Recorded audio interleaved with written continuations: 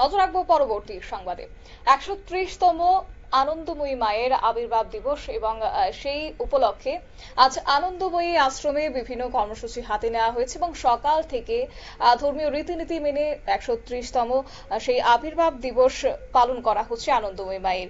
এবং এই উপলক্ষে বিশেষ পূজার্চনার আয়োজন করা হয়েছে, হোমযজ্ঞের আয়োজন করা হয়েছে, পাশাপাশি কুমারী পুজো আজকে রয়েছে এই আনন্দময়ী আশ্রমে, এবং যাকে ঘিরে রীতিমতো সকাল থেকে ভক্তদের একটা ভিড় পরিলক্ষিত হচ্ছে।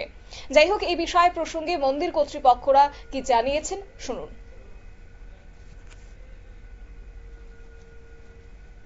এবার আমাদের মায়ের ১৩০তম জন্ম বার্ষিকী, যেটা আমাদের চলছে ৩রা মে থেকে আজকে ১৬ মে। আজকে মহাপ্রসাদ দেওয়ার মাধ্যমে আজকে সমাপ্তি ঘটবে। কালকে সারা রাত্রি আমাদের সৎসঙ্গ ছিল।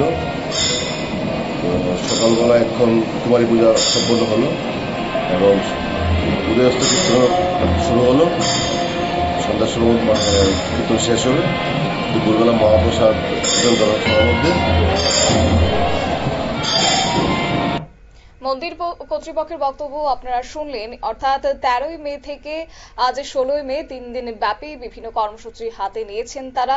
তারই মধ্যে আজকে সমাপ্তির দিন এবং এই সমাপ্তির দিনেই কুমারী পুজো দিয়ে শেষ হবে এবং দুপুর নাগাদ মহাভোগের আয়োজন করেছে মন্দির কর্তৃপক্ষ, এমনটা তারা জানিয়েছে। অর্থাৎ ধর্মীয় ভাবাবেগে কুমারী পুজো আজ অনুষ্ঠিত হয়েছে আনন্দময়ী মায়ের আশ্রমে।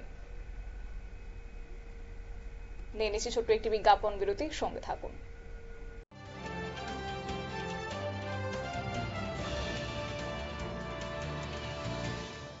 মাংস যখন রাঁধি